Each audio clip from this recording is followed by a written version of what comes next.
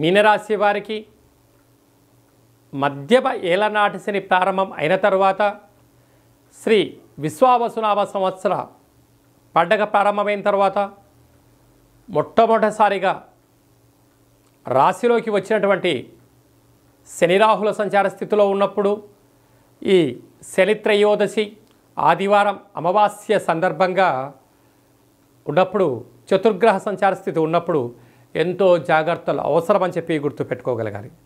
రాశిలోనే బుధుడు, రాశిలోని శుక్రుడు, రాశిలోని శని రాహుల సంచార స్థితిలో ఉన్నప్పుడు ఎన్నో జాగ్రత్తలు అవసరమని చెప్పి బాగా గుర్తుపెట్టుకోవాలి.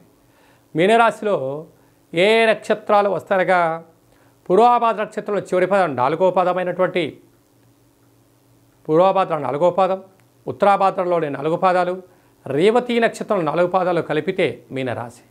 రాశిలోనే చతుర్గ్రహ సంచార స్థితి ఉండడం వలన శనివారం పూట తప్పకుండా శని త్రయోదశి పూజలో పాల్గొనడం, శివుడికి రుద్రాభిషేకం చేయించుకోవడం, సాయం సంధ్యాకాల సమయంలో దేవాలయంలో ప్రదక్షిణ చేయడం, ఆ నీటిని తెచ్చుకొని మీరు స్నానం చేయడం వలన మీకు మనశ్శాంతి. ఈ పూర్వాభాద్ర నక్షత్ర జాతకులు ఎర్రటి గుమ్మడికాయలో పసుపును పచ్చకర్పూరాన్ని వేసి దిష్టి తీసుకోవడం వల్ల ఆయువృద్ధి, జ్ఞానవృద్ధి. ఉత్తరాభాద్ర నక్షత్ర జాతకులు కాటుక, బొగ్గులు, నల్లటి కుంకుమను వేసి దిష్టి తీర్చుకోవడం వలన వీరికి ఆయువృద్ధి, జ్ఞానవృద్ధి, నర వాస్తు శత్రుదోషాలు తొలగిపోతాయని చెప్పి గమనించాలి. రేవతి నక్షత్ర జాతకులు కూరగాయలతో ఎర్రటి గుమ్మడికాయతో దిష్టి తీర్చుకోవడం వలన వ్యాపార అభివృద్ధి వీరి సొంతం కాబోతుందని చెప్పి గమనించాలి.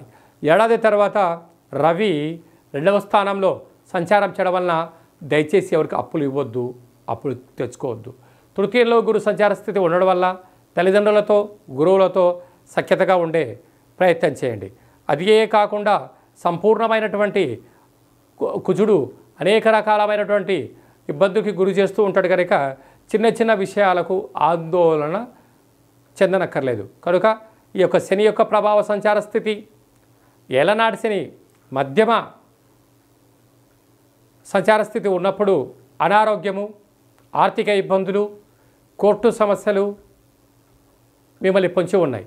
ఇలాంటి కాల సమయంలో ఏకాగ్రత, ధ్యానం, ధర్మం, సత్సంగమం అలాగనే దేవతారాధనలో ఉండడం వలన వీటన్నిటిని కూడా తొలగించుకోవచ్చు అని చెప్పి కూడా గమనించాలి.